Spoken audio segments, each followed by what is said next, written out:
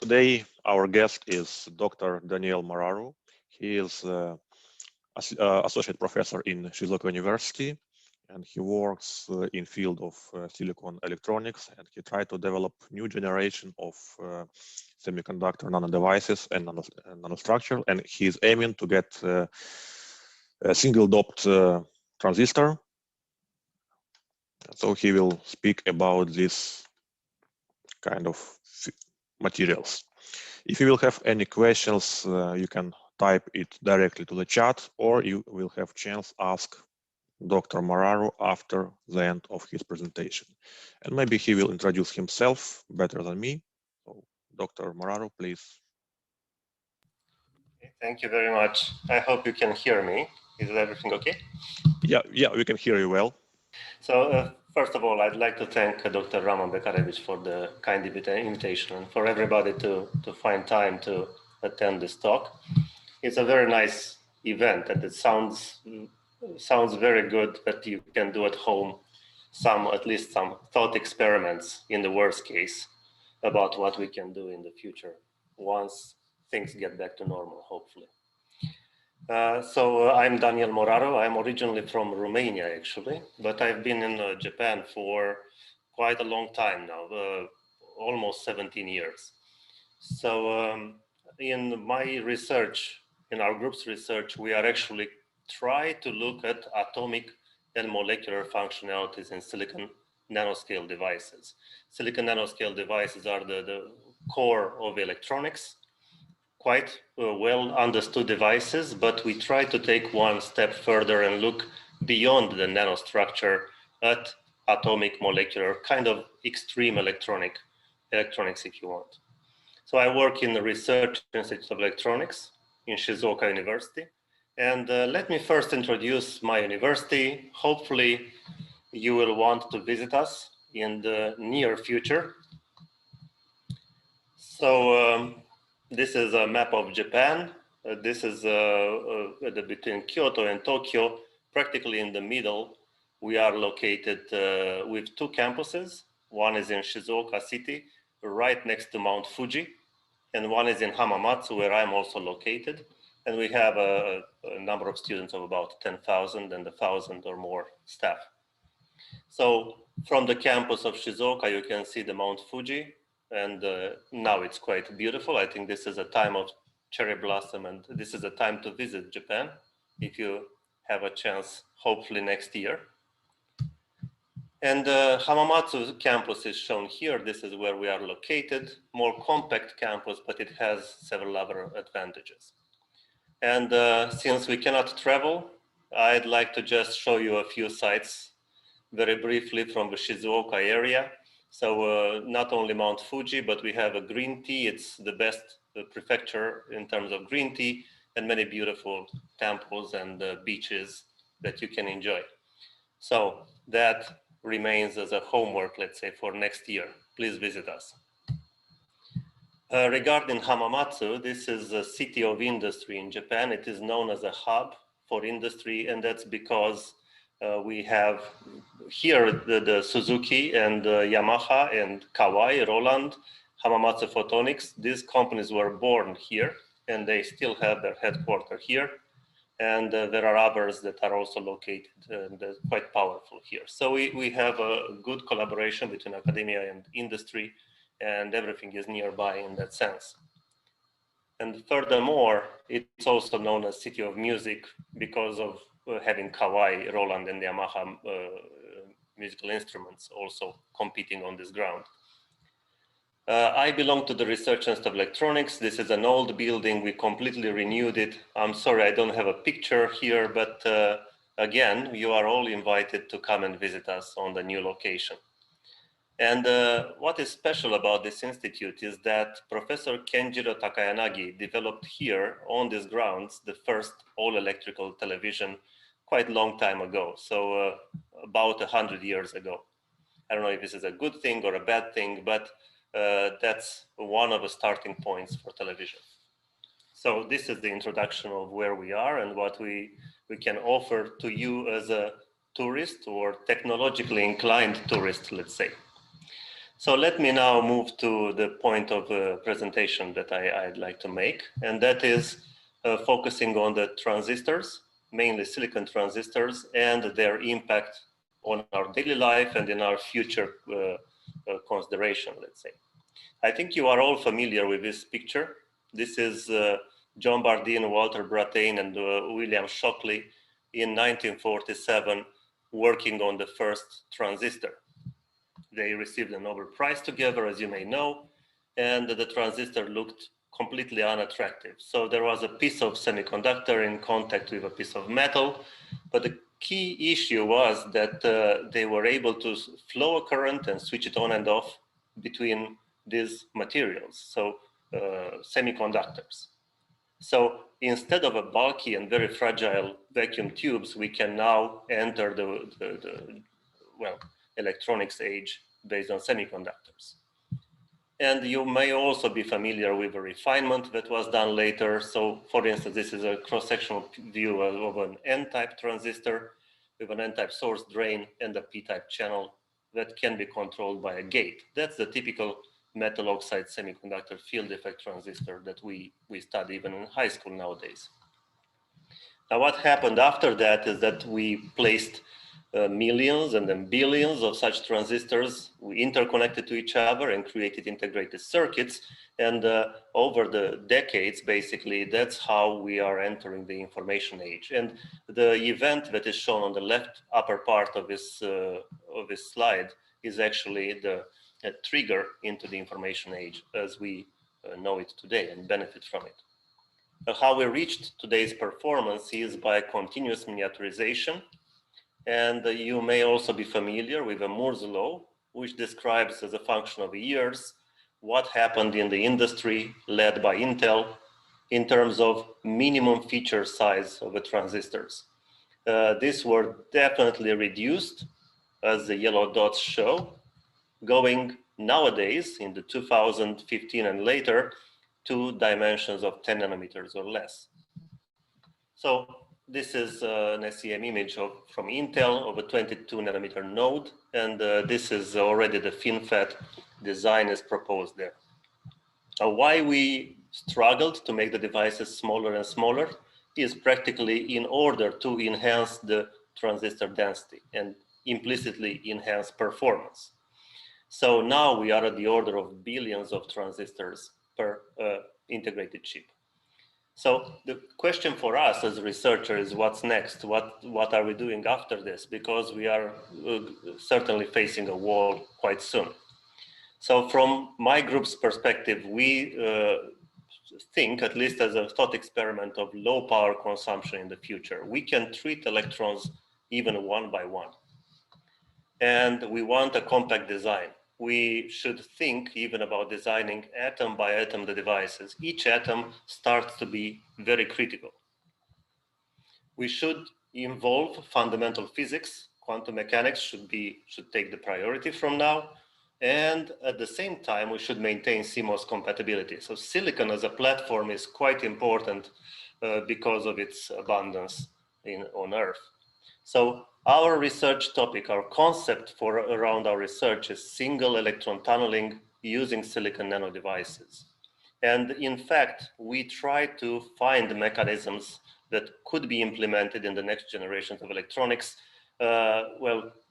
moving away from the Moore trend, which is simple reduction of a device through, great technological breakthroughs. We want to make a sudden change in the mechanism.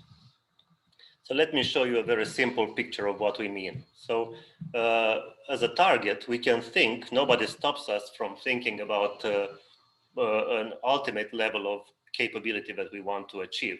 An atomic level quantum dot, let's say an active atom, that we can embed somehow in a nanostructure, but simply in order to stabilize it. And that can be done by placing an impurity, such as a donor, in the crystalline matrix of silicon, substitutionally replacing the silicon. So if you attach somehow leads and you can probe this active atom, then you can flow a current and you can measure it even if it flows through this active atom. There are very restrictive conditions for this, but you can do it. And if you can also attach a gate to it, then we return to the normal transistor structure, but this time in order to activate this single atom. So what are the benefits of this? Basically, we hope for ultimately low power consumption. We hope to get fundamental physics operating in these devices and still maintain the full CMOS compatibility in design and fabrication. So I will show you a few results of how we do this using dopant-induced quantum dots in silicon nanotransistor design. And we are focusing on electrical characterization, but one more thing that we can do with these structures is if you can probe the potential of such active atoms by a scanning probe technology, microscopy, you can just scan on top of it and you can detect any signal coming from this atom in the subsurface region. So we are also going to show you a few results from our Kelvin probe force microscopy analysis. So with this said, this is the outline of my talk. I think people are here from many topics of research and many backgrounds. So I will just introduce briefly what I mean by single electron tunneling via dopant atom as a concept. And then I will present the possibility of obtaining single donors as quantum dots, some functionalities that we can achieve, and what happens when we place it in nanostructured channels. That at a relatively low doping concentration of 10 to the power 18th per cubic centimeters. Now at the intermediate doping concentration, when we raise one order, the dopants will be closer and closer to each other, and combined with a selective doping that we implement, we create multiple donor quantum dots. These will have the advantage of allowing us to make single electron tunneling at high temperature. And this is our goal, basically, to create a practical demonstration of this operation. So at the end, hopefully time will allow it, I'll show you how we can even visualize dopant-induced quantum dots, either by looking at charging in single donor atoms or at what happens in clustering of donors at such higher concentrations. So then, what's the concept that drives our research? Let me return to that point of a dopant atom as a quantum dot. We are all familiar with dopants as carrier providers, basically, but we treat them in a different way. So a phosphorus donor, for instance, embedded in silicon substitutionally, simply has the purpose of modulating the potential on a radius of about 2.5 nanometers, Bohr radius, at its ground state. Basically, an ionized phosphorus donor introduces a Coulombic potential well, and if one electron falls into this one, like this, the dot that I'm of a laser pointer, then this electron will sit in this quantum well, and it will be charged, it will charge the potential in this quantum wells, blocking any other electrons from coming in. That is basically the Coulomb blockade effect at the level of a single electron. In that sense, this dopant atom could work as a quantum dot, and it can allow us to see single electron tunneling. So the idea is to place this individual dopant as a tiny quantum dot in the channel of a nanotransistor. Fabricated with electron beam lithography, we can achieve this kind of dimensionality. Placing the dopant here is not easy, and it's actually not achieved by us yet. We are still working with random doping. And if we're lucky enough, we can catch this kind of devices. But you can place a gate on top, and then you get the transistor structure. So with this, you can introduce the Coulombic potential well of this donor in the channel, and tuning it by the gate voltage and working at low temperatures, you can observe a very delicate current flowing between source and drain mediated by this donor. Now, how would the transfer characteristics look like? Basically, we are familiar with an off-on trend. So you have an off level here and an on level later, but this dopant introduces another path, which gives us a current peak corresponding to the different charge states of this donor, either ionized or neutralized with one electron. So it's a very simple concept, very difficult to implement, and also very difficult to see at room temperature. The reason is the barrier height, the tunnel barrier, is relatively low. This is only 45 millielectron volts in the best case or less, which is comparable with a room temperature thermal energy. So we have an issue with handling these devices at room temperature. So the problem is that at high temperature, there is a Fermi-Dirac distribution broadening, and carriers with high energy will simply prefer to go above this barrier and will quickly mask any signature of single electron tunneling that we were looking at. So in fact, in the literature, in the past 10 years, we collected a few results, a few papers that deal with various FET structures with various dimensionalities, several tens of nanometers. But the operation temperature that has been reported so far is very low. So at the best, probably 15 Kelvin, which is actually our work, was the limit, maximum limit that could be reported for these devices. So although this dopant atom electronics is an interesting concept, it is restricted to low temperatures, and it makes it a little bit unattractive for the future generation of electronics. So we are struggling actually to raise this level to room temperature, and I'll show you a few ways to do that. So first of all, what do we do? In our lab, we actually fabricate the silicon on-insulator transistors using clean room facilities. So this is a device, a schematic device of a top silicon layer in which we fabricate using electron beam lithography the various patterns. And this is separated through a buried oxide layer from the substrate. Now, between source and drain, covered by the gate, the key issue here is this constriction which bridges the source and drain. So what we could do, and what we do typically, is we take the SEM images. So scanning electron microscopy is an important part of our research. This shows one example, one typical example of what we can do, creating silicon bridges in this SOI layer between source and drain, extended fan-shaped pads. And these are on the order of several tens of nanometers. We can also use another technique of microscopy. We can cross across this channel, cut across this channel, and use the transmission electron microscopy to see the entire picture. So aluminum is used as a front gate, and the silicon dioxide as a dielectric. But the most critical point is this slightly darker film is the very, very thin silicon layer, and all the current flows perpendicularly to this image through this tiny layer. In fact, this is silicon, but we should also remember that this is doped with impurities. So what we are actually looking for is not transport through the silicon nano devices itself. We don't really care about that. We care about signals coming from the few discrete impurities substitutionally replacing silicon atoms. These are the active atoms that we dream of capturing in our research. So you see this entire flow of effort for us to make a nano device is simply to make a comfortable host, let's say, for the active atoms and be able to address them one by one, or at least few by few. So this is basically a picture from our clean room. We have a few facilities. Of course, we need to take care of the cleanliness of our wear and our approach. And we take the silicon wafers, silicon on insulator, SOI wafers. We process them through all the CMOS compatible processes, oxidation, etching, doping.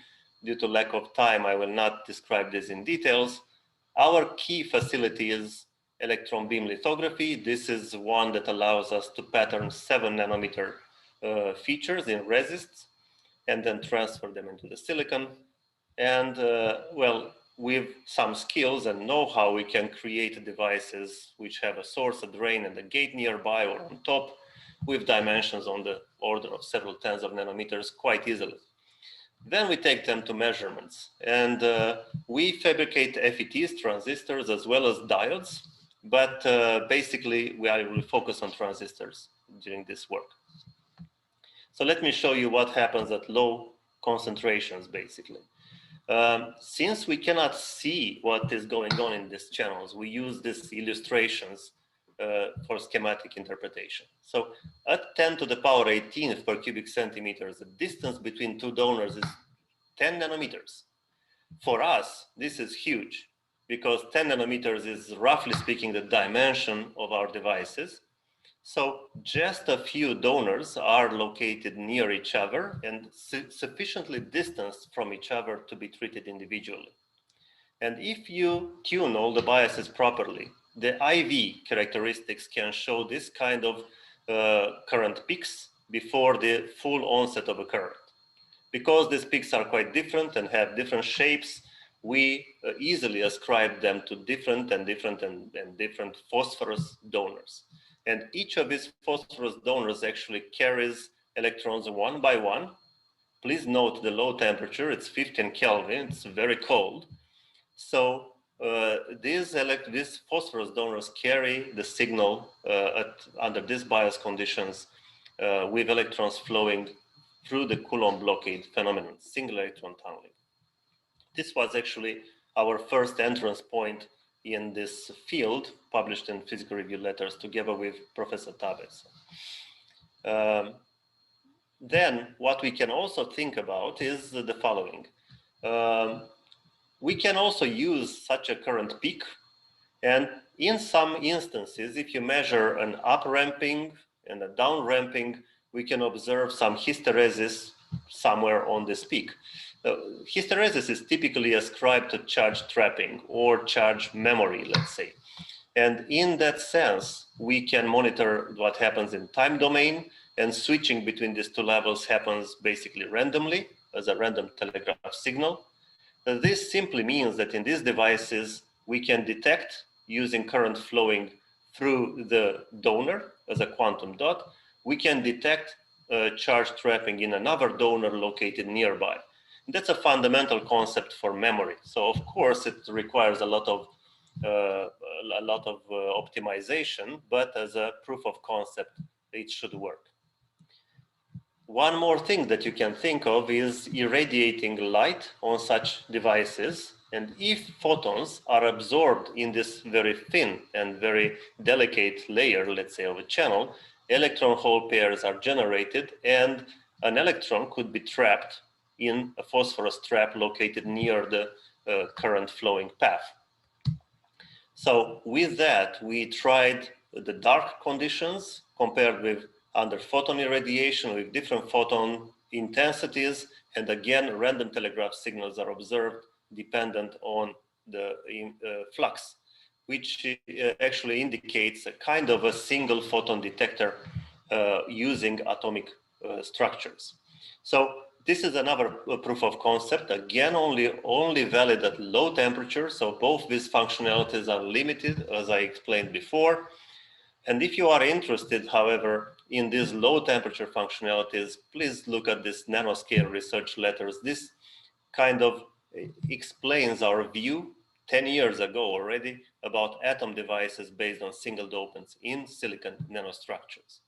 We can think of many functionalities. You can think of transistors, double dopant systems for memory or photon detection, optoelectronics, turnstiles or pumps. There are other applications, but also quantum computing or spintronics can be designed on such structures. Still, our problem is low temperature, and therefore we moved a little bit forward, trying to use nanostructured channels. The point was how to increase the single electron tunneling temperature. So we found out, as reported in this paper, that dielectric confinement, placing the donor in a nanowire, let's say, and shrinking the radius of this nanowire makes the energy of the donor increase quite dramatically. That's because the screening when the dopant is surrounded mostly by vacuum or SiO2 is very, very reduced by the free carriers. So that allows the ionization energy, or the barrier height, in other words, to be increased. So a higher tunnel barrier is beneficial for us because it cuts off the thermally activated current. So we made an effort to create this kind of nano stub channels. You can see here a very sharp-edged channel. And in that sense, if a donor accidentally falls in such a corner, it is mostly surrounded by silicon dioxide. Then in terms of vertical confinement, when we have very, very thin layers of silicon, vertical confinement can be also ensured because this will be mostly surrounded by SiO2. So as we reported in this paper, when we control the doping concentration properly, we can hope that the electric confinement is enhanced for some devices.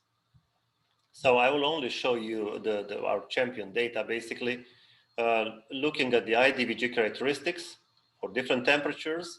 At low temperature, we can still see these very fine current peaks, but as the temperature is increased, we see newer and newer current peaks at lower gate voltages. And in fact, this broader current peak observed at 100 Kelvin is our best data. The fact that new peaks emerge as temperature increases means that we can detect contribution from the deeper and deeper dopants. That's because of the broadening of the Fermi-Dirac distribution. And if you just pick up the last peaks that you observe at different temperatures, this is how these SET signatures look like. I'd like to also mention here, since we have a chance, the level of current flowing. Okay, we are looking at the levels of several tens of femtoamperes. So that can only be done at low temperature, ultra high vacuum, and very good stability with advanced technology for measurements. So what we could also do is take an Arrhenius plot analysis, measure the barrier height, and we found out that this is significantly higher than the 45 millielectron volts that we expected. And that's actually guaranteeing for us the 100 Kelvin operation temperature, actually the highest temperature still to date reported for single donor SET. So this is a schematic interpretation. You can see the quantum dots donor that contributes to the current between source and drain. At low temperatures, this is kind of hidden in the noise level, which is 10 femtoamperes for us. But as you increase the temperature, this emerges from the noise level and we start to detect it, and we can still separate it from thermally activated conduction. So with such an approach, what we did was to look at the barrier height, and we crossed this KBT at room temperature. We went above the barrier height of 45 millielectron volts expected for a single donor. In the entire literature, actually, our work was placing our devices at the temperature of 100 Kelvin. And that was already very, very high and a good step forward as a milestone for us. Certainly, we wanted to use some other techniques. For instance, try to increase the doping concentration, allow the dopants to couple to each other. That could also promise higher temperature. And actually, our dream is still to create SET at room temperature. So in order to do that, we found out that this technique of nanopatterning is very challenging. And we moved more to coupling the donors. And this is the second part of my talk. So here, I'll just explain why we should basically move away from single phosphorus donors. These are just a schematic illustration here of a barrier height for a single phosphorus donor. It's difficult to enhance this barrier height. But if you place a few donors together, if you couple them, you can create a deeper and deeper potential well by the simple accumulation of the potential wells of ionized phosphorus donors. In other words, you can move away from a small tunnel barrier to an enhanced tunnel barrier, and that can give you the same result as shown before for the electric confinement. So we tried to do that by introducing a selective doping technique. This was reported in 2014, and we managed to dope pockets of dopants at a relatively higher concentration on dimensions on the order of 50 nanometers in such devices. So with that, we hoped that this pocket would create a deeper potential well, while these undoped regions maintain the high barriers. So the process is relatively simple. This is a cross-section of our silicon on-insulator wafer. We oxidize the top silicon layer. Then we nanopattern using electron beam lithography. We nanopattern this silicon dioxide layer, creating openings, windows. And then we simply use a spin coating technique to dope the dopants through these windows. So then we remove everything, and considering that our doping concentration is relatively higher now, we can expect that dopants are closer to each other, and statistically, they will form some sort of clusters. So these clusters can work as quantum dots as well. They are statistically controlled, and in fact, when we look at the transport characteristics, they give quite different signals. Still at low temperatures, we can still see an off current and an on current and current peaks, but these are much broader and they look more like envelopes. However, we can ascribe these different envelopes to different occupations with electrons, discrete electrons, 1, 2, or 3. Furthermore, there are some substructures, relatively noisy, difficult to identify, a little bit unstable, but these are related to the kind of transport spectroscopy of a few donor cluster. So our interpretation is relatively simple. At the lowest gate voltage, we can look at a cluster of a few donors, and it has a molecular energy spectrum that we can actually probe and gives you some structures in the IV characteristics. And as you move a gate voltage, you capture an electron inside, and another electron will flow through these devices, and so on. So although this is a very good proof of concept, we could not move it away from this very low temperature. And actually, we thought this was not an optimized design. 50 nanometers for us, it's a relatively large scale. So we had to struggle a bit to reduce the dimensionality further. So in the next generation of these devices, we fabricated ones that are actually more suitable. In that sense, we believe we managed to create channel widths of about 10 nanometers and thicknesses of silicon on the order of 5 nanometers. We improved this selective doping technique to be able to dope within 30 nanometers and make a bigger gap to the source and drain. And if you think about what is going on in this kind of pocket, you'll have a number of donor atoms, and some of them will couple so strongly that they will create a deepest potential well in this channel. And that we can use actually as a path for transport. The other advantage is that this is so narrow and so thin that actually a unique path is easy to consider. We don't have to worry about electrons moving around and in many, many paths. This is not a statistical result of accumulation of many paths. It's a single unique option for the electrons to move between source and drain. So this was published a little bit more recently. And what I will show you first are these colorful plots, which are called stability diagrams. This show the effectively absolute value of a current in the space of gate voltage and source drain bias. So you can observe some diamonds with very low currents.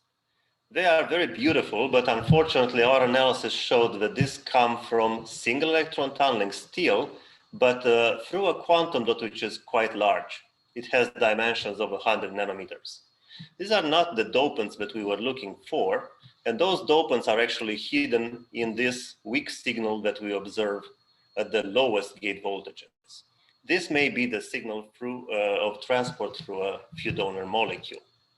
Now, if you are interested in what happens at the low temperature, please note this is 5.5 Kelvin. We published this a few years ago in Applied Physics Express. What is most important is how this works at higher temperature. So when we raise the temperature to 100 Kelvin, all these fine features are washed out, but this weak signature transforms itself into a Coulomb diamond, which indicates that we can actually trap a single electron at this relatively high temperature by tuning the gate voltage and the source drain bias properly. So this is the first observation of transport through a donor molecule. But if this is truly a donor molecule, we should observe other charge states as well. And for that, we had to increase the temperature even further. And below this noise level that we couldn't measure before, we observe again two new Coulomb diamonds. Basically, two new charge states are emerging underneath.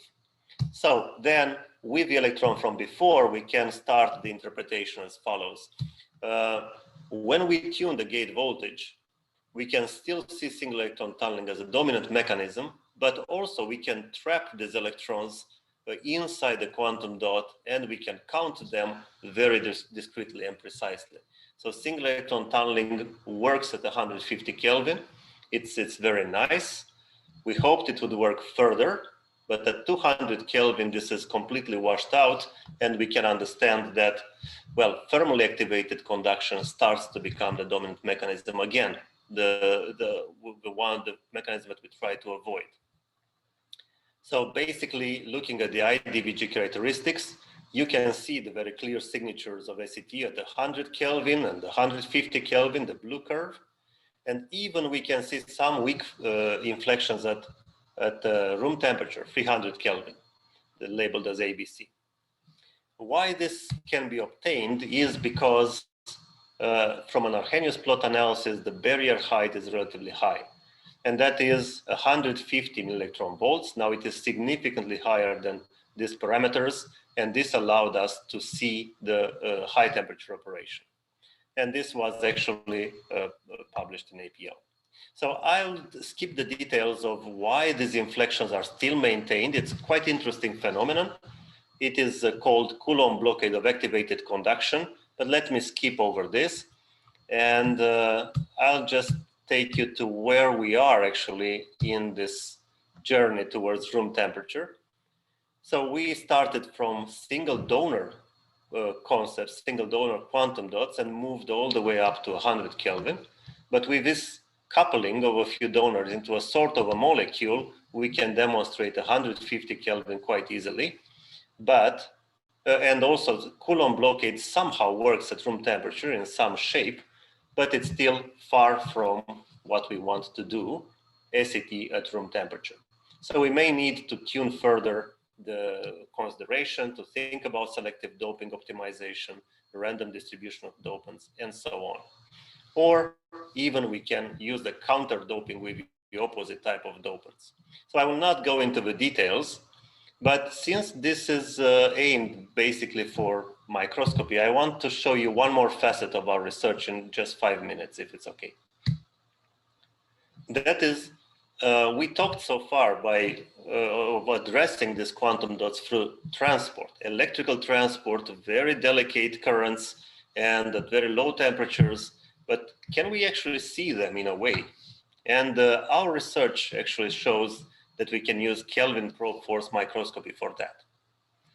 So if you are familiar with this, I'll still have to explain very briefly. This was established about 30 years ago. It's basically a scanning probe technique that can detect the electrostatic force between a cantilever and a sample. So if this cantilever scans the surface, when it detects a point charge below the surface, an electrostatic force is generated. So we can use a DC bias to compensate for that, and we can thus map the contact potential difference. So what we reported actually quite a long time ago was that the surface of such channels, as shown on the left upper figure, when scanned, exposed to the cantilever, shows this kind of protrusions in the potential. And these protrusions, when analyzed more carefully, show that there is a modulation of a potential on the order of a few nanometers and a depth of a few tens of millivolts. So this is quite consistent with the signatures of individual donors, and this means that we can detect the donors under the surface, but they should be ionized. So in order to do that, we had to place this in a real device structure by biasing the source and drain and using the substrate as a gate to deplete the free carriers from this channel and leave the ionized donors behind. So this is the secret of our technique, basically, for it to work. And furthermore, lowering the temperature in this technique to 13 Kelvin. So with that, we think that KFM is a suitable technique to detect even single dopants. This is how KFM looks like.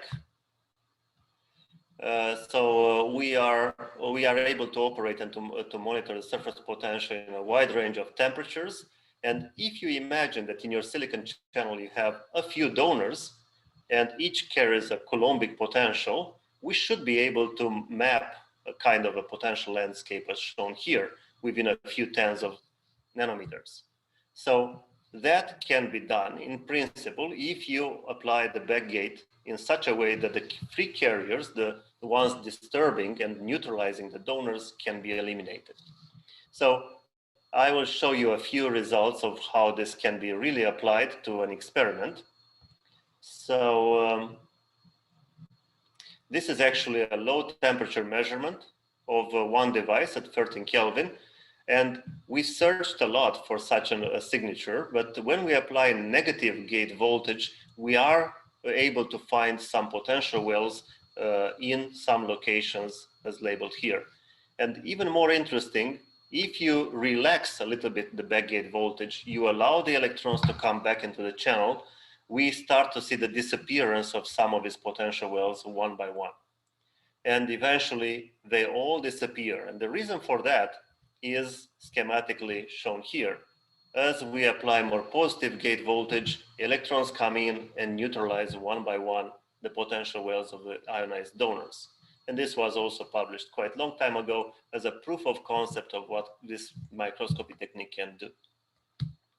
So the final point that I want to show is what happens in the higher concentration regime. We worked on 10 to the power 19 as well, and we implemented the selective doping here. We made a source, a drain, and a phosphorus doped slit separated by undoped regions. This can be monitored by topography on top, but also by the surface potential mapping. And this depression of a potential is actually ascribed to the contribution of the N+ doped region. Many donors are there and they contribute to the potential deepening. So I will not go into many details. I would like just to show you the experimental result. There are much more protrusions and much more depressions, but they are also more complex. And they exhibit relatively strange shapes. They are not so symmetric. And this indicates that there are some structures agglomerating in this channel. And we used a simulation, a very simple simulation of randomly distributed phosphorus donors, including also screening electrons, as shown here, in order to reproduce to some extent this kind of behavior, or this kind of nature. And we could analyze, using these simulations, very simply, the fact that this kind of irregular quantum dots come from multiple donor quantum dots. So this, if you are interested, is published in, again, a few years ago in Journal of Applied Physics. We continued the analysis on these devices quite intensively through simulations and further analysis, but I think this is enough simply to demonstrate to you the capabilities of this technique to detect individual donors or coupled donors like molecules. So if it's okay, I will skip the rest of a few slides, which contains the statistics of this analysis. They are included in the slides and in the papers as well. And I would just like to take you to the conclusions, if it's fine. So to leave you with something is that we can use single donor quantum dots with a variety of functionalities. It's very interesting, very good test bed for a lot of fundamental things, fundamental thought experiments, whatever you want, but it's at low temperatures. So single donor atoms, if you place them into nanopattern channels, use the electric confinement properly, we may scale up the temperature, but it's very difficult and very difficult to control. We can, however, use a few donor quantum dots. We can use selective doping, increase the doping concentration, control a unique path, and go to another temperature milestone. But what I'd like to also mention is that visualization is critical. So we showed that Kelvin probe force microscopy is an important technique to see them effectively or to see their effect. I'd like to say that first principle simulations, we're also working on this to obtain new insights. You can do this kind of analysis at home for sure, because this simply needs a computer or a powerful supercomputer. And as my message to you is that this is not enough, and other microscopy techniques must be coupled in, and hopefully we can get some kind of synergy to move forward into this atomic and molecular scale electronics, and basically use donor atoms and also, of course, acceptor atoms as well for silicon nano devices as a CMOS compatible platform for atomic and molecular level electronics. So this is my last slide, is just the acknowledgements to Professor Tabe, with whom I've worked for more than 10 years, and other collaborators, students in our lab, and thank you for your attention. Sorry if I went a bit over time. Thank you. Thank you very much for very informative presentation. And now our session is open to discussion. If somebody have any questions, please ask.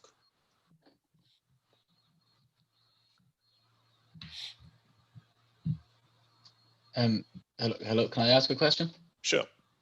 Thanks for the talk, Doctor. It was very interesting. You mentioned the use of microscopy.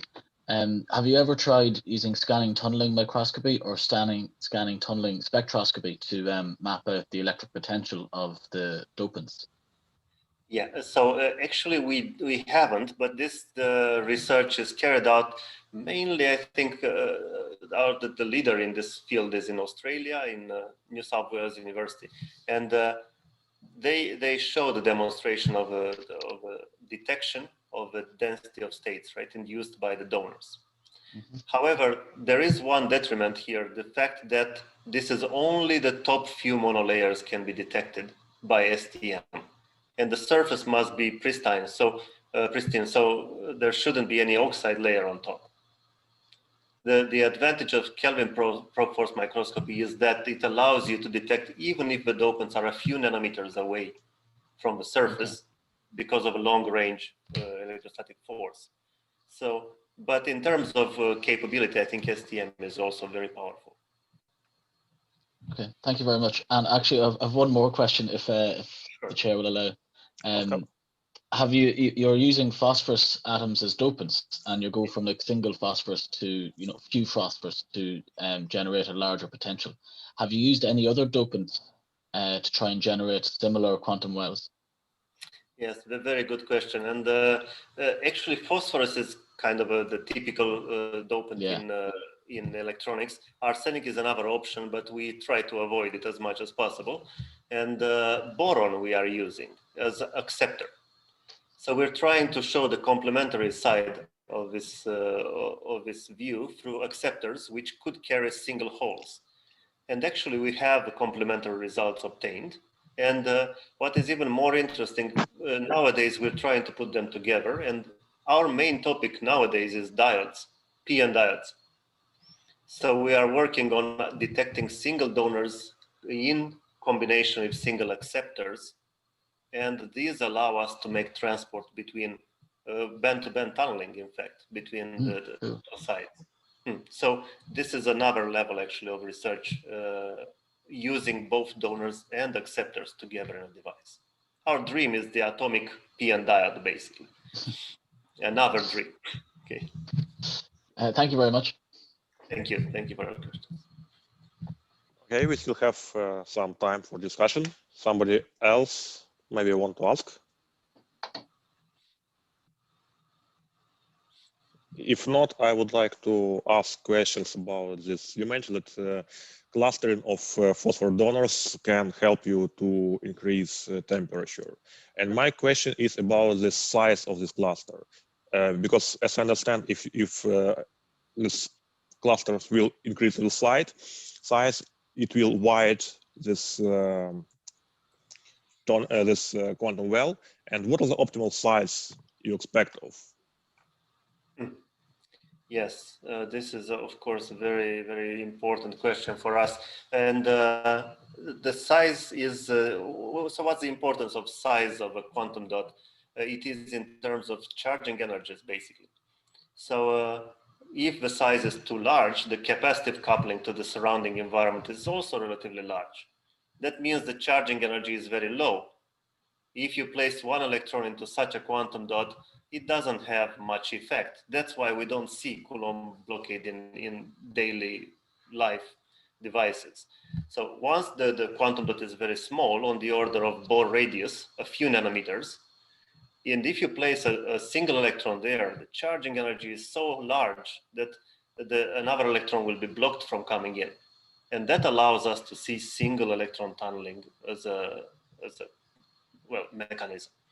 So there is no clear definition of a boundary critical condition, but we treat it as Bohr radius order, few nanometers.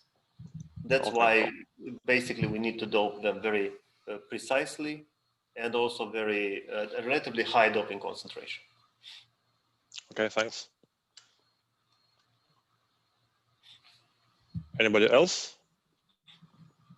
If not, let's close our session today. And in 2 weeks, we will have next presentation. It will be Dr. Hiromu Hamasaki from Osaka University. It will be in situ TM work about visualization of thermal transport by monitoring phase translation of metal nanoparticles. So if you're interested, please join us in 2 weeks. And now, thanks to Dr. Daniel Moraru and for your attention. Goodbye. Thank you very much. Goodbye. Goodbye. Thank you.